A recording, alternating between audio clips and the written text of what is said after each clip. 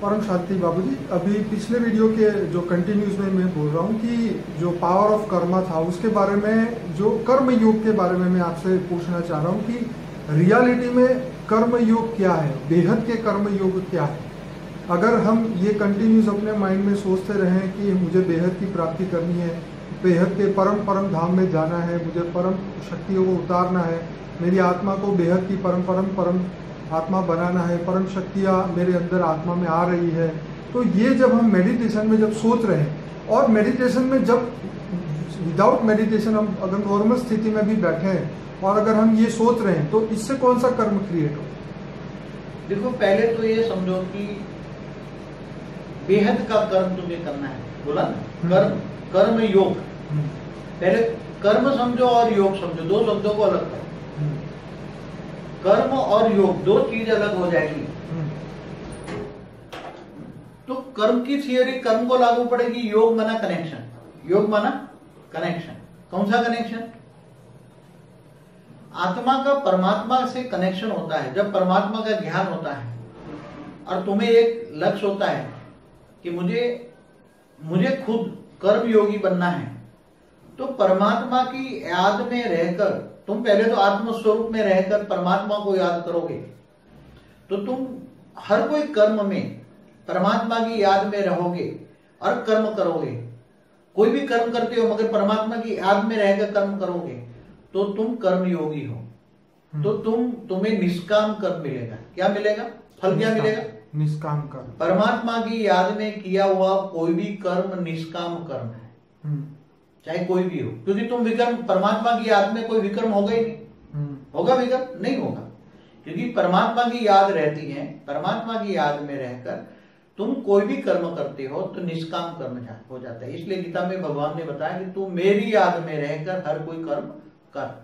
तो तू मेरी याद में, तो कहने वाला कौन है? गीता का भगवान कौन है? ऑलमाइटी अथॉरिटी, अनंत कोटि ब्रह्मांडों का मालिक है। तो तुम हर कोई कर्म में उसको याद करोगे तो तुम्हारा विकर्म होगा नहीं, और जो सत्य कर्म बनेगा तुम उसको याद करोगे तो वो परम धाम से तुम्हारे पास परम तत्व की शक्ति आएगी, परम प्रकाश आएगा तुम्हारी आत्मा में, परम प्रकाश आएगा। और जब परम प्रकाश आएगा तुम्हारी आत्मा में तो अंतिम समय में तुम्हारा विकर्म विनाश हो जाएगा। जब आत्मा की कर्मातीत अवस्था होती है, जब विकर्म विनाश होता है तो आत्मा की कर्मातीत अवस्था होती है, और आत्मा की जब कर्मातीत अवस्था होती है तो आत्मा धीरे धीरे शरीर छोड़कर फिर आत्मा परम धाम में चला जाता है। परम धाम में जाकर वो परम पद को पाता है। क्या पाता है?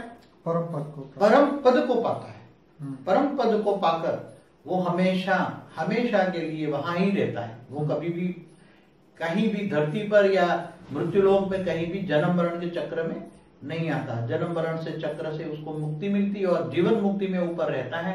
वो परमात्मा के साथ रहता है। कहाँ रहेगा?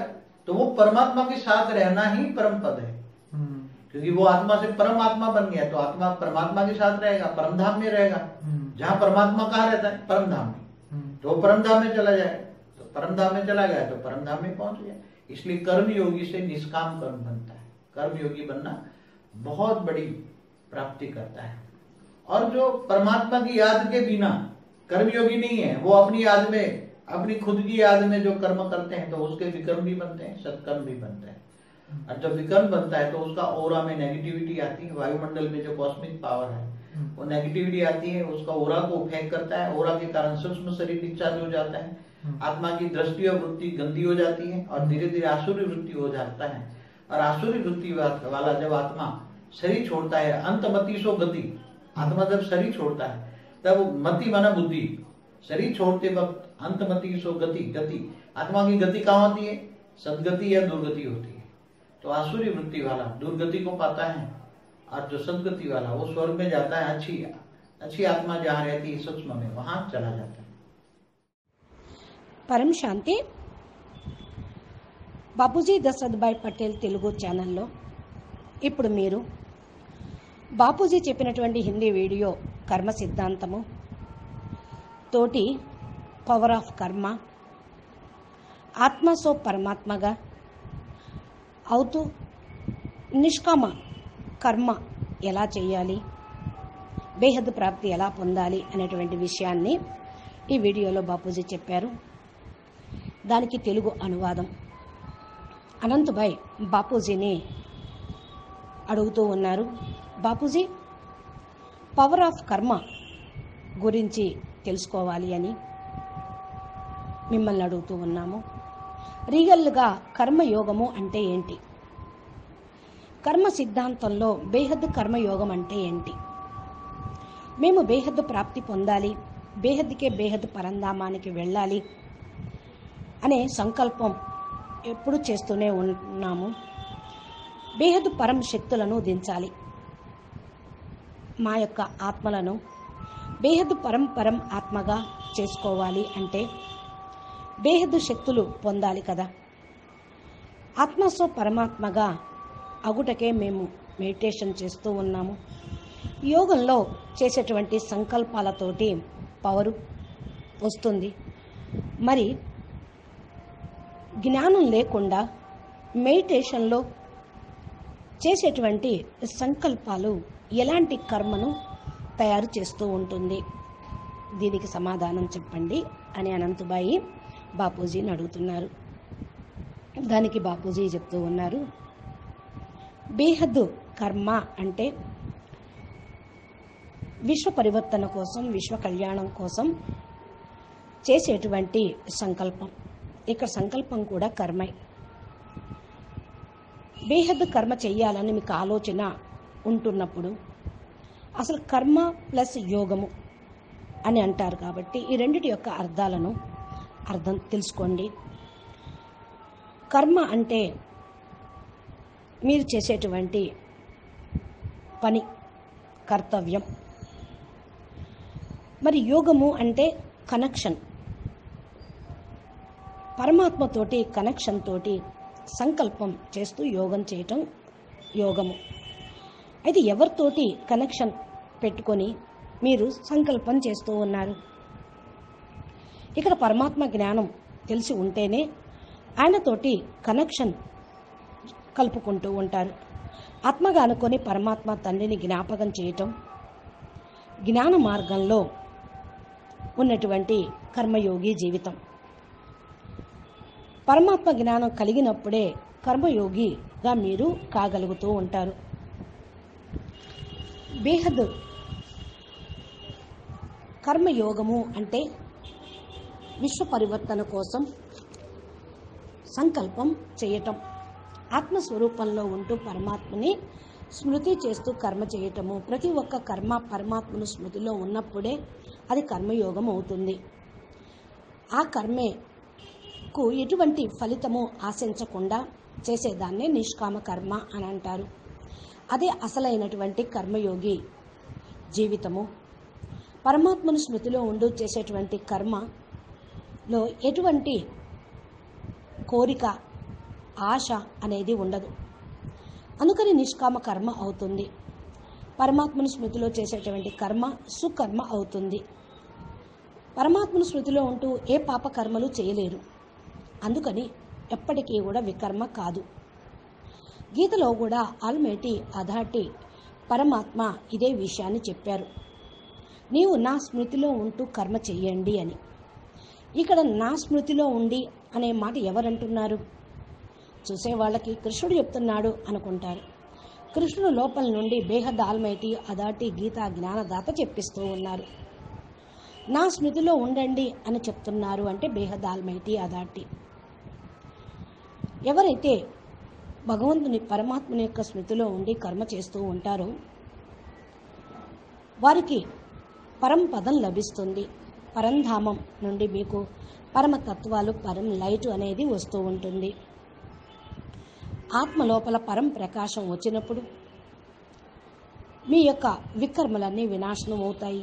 ఆత్మ కర్మాతీత స్థితిని పొందుతుంది. ఎప్పుడైతే కర్మాతీత స్థితి వస్తుందో అప్పుడు మీరు శరీరాన్ని వదిలి పరంధామానికి వెళ్ళిపోతారు. అయితే ఈ వెళ్ళేటప్పుడు అంతిమ సమయంలో ఎలాంటి స్మృతి ఉంటుందో అలాంటి ప్రాప్తి అనేది లభిస్తూ ఉంటుంది. పరంధామానికి పోవటం అనేది పరంపదాన్ని పొందటం. ఆత్మ సదా అక్కడే ఉండిపోవటాన్నే పరంపదం పొందటం, మోక్షం పొందటం, జీవన్ముక్తి కావటం అని అంటారు. ఎవరైతే పరంధామంలో పరంపదాన్ని పొందుతారో వారిక భూమి మీదకి వచ్చి జన్మమరణ చక్రంలోకి ఇరుక్కుపోరు. జన్మమరణ చక్రం నుండి విముక్తి పొంది ముక్తిలోకి వెళ్ళిపోతారు. ఇంకా జీవన్ముక్తులుగా అయినటువంటి వాళ్ళు పరమాత్మతో పాటు పరమాత్మ ఉన్న చోటనే ఉండిపోతారు. దీన్నే పరంపదం అని అంటారు. ఆత్మసో పరమాత్మగా అయితే పరమాత్మ ఉన్న చోటే ఉంటారు కదా. పరమాత్మ ఎక్కడున్నారు? పరంధామంలో ఉన్నారు. దీన్నే జీవాత్మసో పరమాత్మగా అవ్వటం అంటారు. అందుకని పరంధామానికి వెళ్ళినటువంటి వాళ్ళు జీవన్ముక్తులు పరమాత్మ దగ్గరే ఉంటారు. ఇప్పుడే దీన్ని పొందటం కోసమే బేహద్ జ్ఞానంతో కర్మయోగిగా అయ్యి నిష్కామ కర్మ చేస్తూ ఉండాలి. అప్పుడే మీకు చాలా గొప్ప ప్రాప్తి అనేది లభిస్తూ ఉంటుంది. పరమాత్మను స్మృతి లేకుండా దేహాభిమానంలో చేసేటువంటి కర్మ వికర్మ అవుతుంది. ఇలా వికర్మలు చేస్తూ చేస్తూ ఉన్నటువంటి వారి యొక్క ఆరా లోపల నెగిటివ్ అనేది వచ్చేస్తూ ఉంటుంది. సూక్ష్మ శరీరంలోకి కూడా వాతావరణంలో ఉన్నటువంటి నెగిటివ్ లాగేసుకుంటూ ఉంటుంది. సూక్ష్మ శరీరం పూర్తిగా డిశ్చార్జ్ అయిపోతుంది. అప్పుడు వారి యొక్క దృష్టి వృత్తి కూడా మురికిగా నెగిటివ్గా అయిపోతూ ఉంటుంది. ఇలాంటి ఆత్మలు శరీరం వదిలేసేటువంటి సమయంలో అంతిమతి సోగతి అనగా ఆసురీ వృత్తి కలిగినటువంటి వాళ్ళు చనిపోయినప్పుడు ఎలాంటి స్మృతిలో ఉంటూ ఉంటారో అలాంటి గతే పడుతూ ఉంటుంది. అంటే వారి యొక్క సూక్ష్మ శరీరంలో ఉన్న నెగిటివ్ వృత్తుల వల్ల వారి లోపల దృష్టి వృత్తి మారిపోతుంది. ఆసురీ వృత్తి కలిగిన వాళ్ళు అంతిమ సమయంలో అదే ఆలోచనలో ఉంటారు కాబట్టి దుర్గతిని పొందుతారు. మంచి పాజిటివ్ ఆత్మలు సదా ఎప్పుడూ కూడా పరమాత్మని యొక్క స్మృతిలో ఉంటూ శ్రేష్ఠ కర్మలు చేస్తూ శరీరం వదిలేస్తూ పరమాత్మను స్మృతిలో ఉంటూ ఉంటారో అంతిమతి సోగతి అన్నట్లు వారు సద్గతిని పొందుతారు. మంచి మంచి ఆత్మల లోపల సూక్ష్మ శరీరం కూడా పాజిటివ్గా ఉంటుంది. కారణ శరీరం కూడా పరమతత్వంతో ఛార్జ్ అవుతుంది. వీళ్ళు కారణ జగత్తులోకి వెళ్ళి ఉంటారు. సద్గతి పొందేటువంటి ఆత్మలు. అచ్చా, పరమ శాంతి. నమస్తే, ధన్యవాదాలు.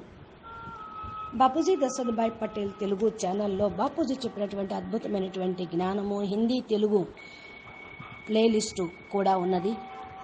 మీరు జీవన్ముక్తి పొందాలి, పరంపదాన్ని పొందాలి అంటే జ్ఞాన మార్గాల్లో ప్రయాణం చేస్తూ వికర్మల్ని వినాశనం చేసుకుంటూ నిష్కామ కర్మ చేస్తూ పరంపదాన్ని పొందాలి అనేటువంటి లక్ష్యం తీసుకొని మా యొక్క వీడియోలు వింటూ ఉండండి. ఛానల్ని సబ్స్క్రైబ్ చేస్తే బాపూజీ అప్లోడ్ చేసేటువంటి వీడియోలు మీ యొక్క మొబైల్కి నోటిఫికేషన్ రూపంలో వస్తాయి. ఇంకా జ్ఞానం తెలుసుకోవాలి అనుకుంటే ప్లేలిస్ట్ ఓపెన్ చేసి జ్ఞానం వింటే మీకు సృష్టి ఆది మధ్య రహస్యాలు, కర్మ సిద్ధాంతము అన్నీ కూడా అర్థమైపోతూ ఉంటాయి. నమస్తే, పరం శాంతి. ధన్యవాదాలు.